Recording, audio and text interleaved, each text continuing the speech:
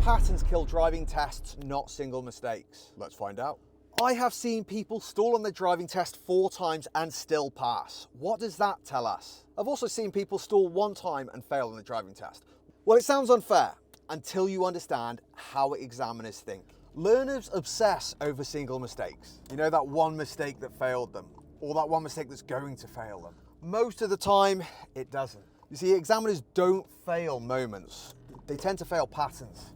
Don't get me wrong, you can do one big mistake, but you're far more likely to be worrying about that one big mistake, and it's actually the little ones that destroy your driving test. So what is a pattern? A pattern is when you do the same mistake that introduces risk over and over again. Not once, not twice, at least 3 times, sometimes even 5 times. You are doing some sort of mistake consistently. Look at the size of that pothole. Woo! Oh yeah, baby. The most common pattern that people end up failing their driving test for is by far mirrors, and it's not very exciting. It's boring, but it is what it is because it's also the best thing to stop you from crashing the car. I can promise you that. If you get good at your mirrors, forget the signaling, the mirrors will save you from crashing a car. It's like running. If you're running somewhere and you can't see where you're going, it's going to end up badly. Right, so we're coming to a roundabout here. Central mirror, I know what's behind me. It doesn't matter how I brake anymore because I know there's nothing behind me. The second I know that, I can get away with that a lot more because it's not a panic anymore. Also, knowing what's on either side means I'm going to be far more aware about where my positioning is in the road. I know there's a van next to me, so if I creep left, I'm going to hit the van. Of course, if you know there's someone there, you're not going to do it. It sounds obvious, it does sound obvious, and that's why it's so important you get good at your mirrors. Now, the best way to get good at your mirrors is to create a pattern. The same as a habit, same as brushing your teeth. Even if you have to go around the block 50, 100 times, that's what you do. And it's just come to the junction, get your mirrors signal maneuver in practice, and you use this everywhere. So in this instance, we're going to take next road on the left, central left mirror, so I pop my signal on, that's it, done. And that's all you've got to get good at. Central mirror for left, central mirror, right mirror for right. If you want to check all 3 mirrors, absolutely fantastic. Minimum of central mirror and the mirror you're going. Also, just go around a parked car there. Anytime your car is changing speed or direction, you need to check mirrors. So if I start slowing down here because I want to pull over, I just need to check that central mirror, see what's there. Do I need to signal? No, because I've checked, there's nothing there. It's not going to affect anyone. If you can get good at that, you are going to be a million times closer to passing your driving test. And as I say, the best thing you can do is just go over it. Be really boring for an hour, just going over it in a block, left turn, left turn, left turn, mirrors, signal, maneuver, constantly until you're just doing it without even thinking about it. That's the easiest way, because if you go into your driving test having to think mirrors, signal, maneuver, you're not going to be focused on the rest of the stuff, and that's when you get anxiety, and that's when you end up failing driving tests. Now, the third big pattern for driving test fails is speed. And sometimes it's too slow, but often it's just too fast. And the problem with this is, especially if you're driving at home with mum, dad, or people that aren't commenting too much on your speed, they aren't saying you need to slow down, you're going a bit over the limit there, it becomes you don't get good at controlling your speed. Okay, and controlling your speed is actually a skill. You do have to practice it in order to get good at it. If you don't practice it, you aren't going to get good at it. And if you don't get good at it, you've got to go to your driving test trying to focus purely on my speed, and that's taking your focus from what you actually need to focus on, which is the driving. You shouldn't need to focus on being extra cautious on your driving test. That should be normal, 30 in a 30, 20 in a 20. But if you used to go 35, 40 in a 30, that's not going to be good.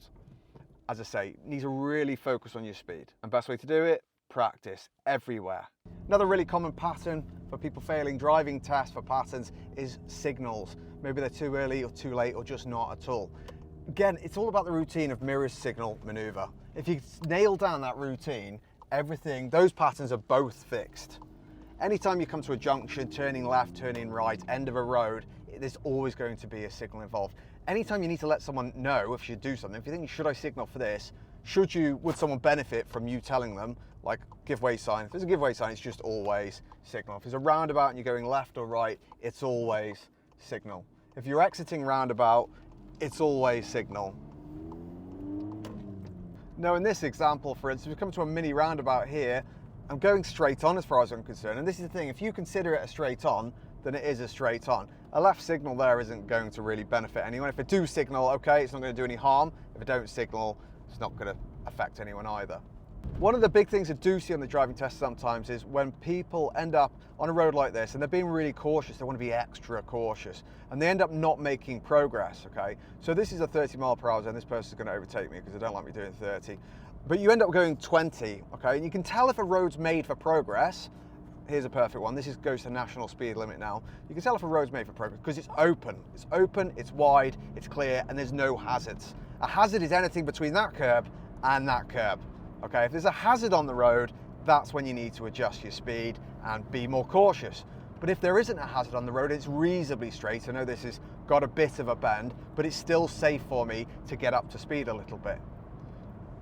Now roads, when they're like this, they're made for making progress. Progress means just getting from A to B in reasonably good time. Whatever is safe and legal. Now as you see, this road's a little bit windy and it can go up to 60 miles per hour. I'm not going to go up to 60, well I am, I'm 57. But you see these signs, these bollards, they're sort of warning me there's a little bit of bendiness around here, so I might want to ease off. Now on a national speed limit road, you do not have to get up to national speed. It's saying you can do whatever you think is safe, whatever is safe and reasonable on the road. And that's where you have to use your common sense. It's exactly the same as a 30 mile per hour sign. If it's safe to do 30 in the 30 mile per hour zone, do 30, you know? But if it's not safe to do 30 mile per hour, then don't. If there's parked cars everywhere, people crossing everywhere, then you don't do 30, do you? It's exactly the same. Now on a driving test on a clear road like this, if it is safe to do 60, the examiner would really expect you to be aiming for that 50 mark minimum. If you're not at that 50 mark and there's people wanting to overtake you, then you're going to end up with a bit of a hiccup. And the problem is we're doing a mistake consistently. What are we telling that examiner we're going to do? If we've got 40 minutes of driving and we've done that mistake between 3 and 5 times, we're telling them we're going to keep doing it. We're screaming, we're going to keep doing this when we pass the driving test. Now you might know that might be down to nerves. 50% of the driving test fails are down to nerves, but the examiner can't judge you on it might be nerves. They have to judge on what they see. And this is the problem with the driving test. I know as a driving instructor, I take someone to the driving test, they're fine, they're great, they're great. They get there like half hour before and they start driving like a lunatic. I'm like, what the I've been watching too much freaking TikTok. So I do understand exactly how you feel. And this is why building confidence for a driving test is just as important as actually being able to drive. Let's talk stalling. Stalling is embarrassing. It's embarrassing for everyone, especially if anyone's behind you and you pull off and then they're stuck at a light for a second and you're like, oh, they know you stalled. But on its own, most of the time, not dangerous. Now if you stall, stay calm, fix it in good time, and nobody's affected, not dangerous. And I'm not repeating it, so there's no pattern. And that's why someone can stall 3-4 times on the driving test and still pass. Now let's compare that to the blind spot check. Check my mirrors, nothing's there. Great. Do it once, probably going to get a minor in most situations. Miss it twice, now the examiner's asking some serious questions. And the next most common pattern is the blind spots. And the main thing with this is when you're pulling off on the side of the road. Now, I had a guy pulled over 9 times on his driving test because the examiner didn't feel that he was checking his blind spot. See, every time you pull off and you don't check your blind spot from the side of the road, chances are the examiner's going to pull you over again. And if they catch you not checking your blind spot 3 times, they're not confident after 3 attempts, you are highly likely to have failed your driving test. And I say 3, that's being very kind. I've had examiners fail people for not checking the blind spot once because they ride motorbikes, things like that, and they know if you do just pull off and there's a motorbike there, it's not an oh dear, it's a not good. You know what I mean, you know what I mean. If you're not good at checking your blind spots, you need to just practice. You need to get a straight road, keep pulling off, keep pulling over. Half hour, an hour, do it 50 times, 100 times, until it's ingrained automatic in your head. And if you're not sure where the blind spot is this area here. If I look here on this behind me, there's a red car in this driveway here. There's a driveway entrance there. This mirror can't see any driveway.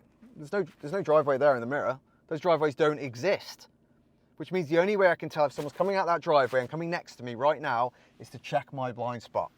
And that means if there's a cyclist in the blind spot, a motorbike or a car in the blind spot, I'm in big trouble. Blind spots are one of the highest risk things on your driving test for failing. Now, this is exactly how examiners are thinking. It's not always, did this cause a crash? It's when will this cause a crash? And there's lots of examples of this: rushing junctions, not checking mirrors before signaling, not checking blind spots, speeding up through amber lights. And this is why people leave the test feeling confused. And they only remember the last mistake, and the examiner remembers the whole drive. So how do patterns actually form?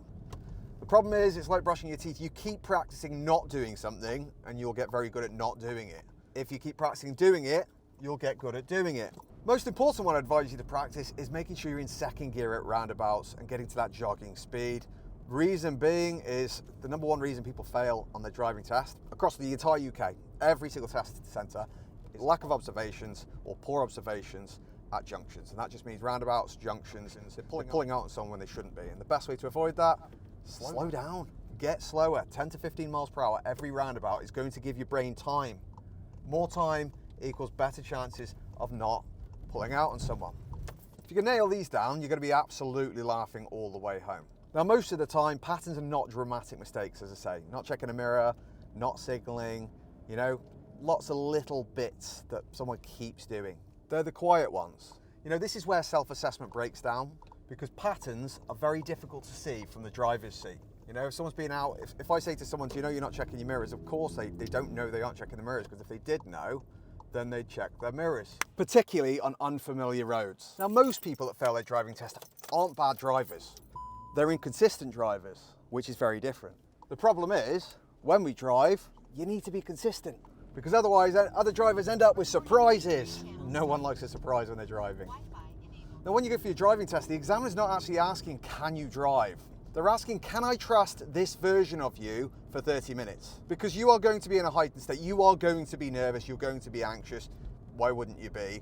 You still need to be able to function. You still need to be able to drive at a level, because guess what? In life, you are going to carry on being nervous in situations. You're going to be in situations where you're going to fall out with people, or something's going to happen, or you're going for a job interview and you are going to be scared. You are going to feel ropey, and you've still got to be able to function on the road, because consequences are real. And this is exactly what the app helps with, not individual mistakes, helping you understand where your patterns are on unfamiliar roads, places you've not been before, because that's when they're going to start showing. And it's going to show you where the same risks appear again and again on a driving test route. You can use it with your instructor, you can use it with mum, dad, help assess you if you're actually ready for your driving test. Remember, one mistake rarely fails people on a driving test, patterns do. Next video, I'm going to show you why minors exist and why you're allowed so many of them.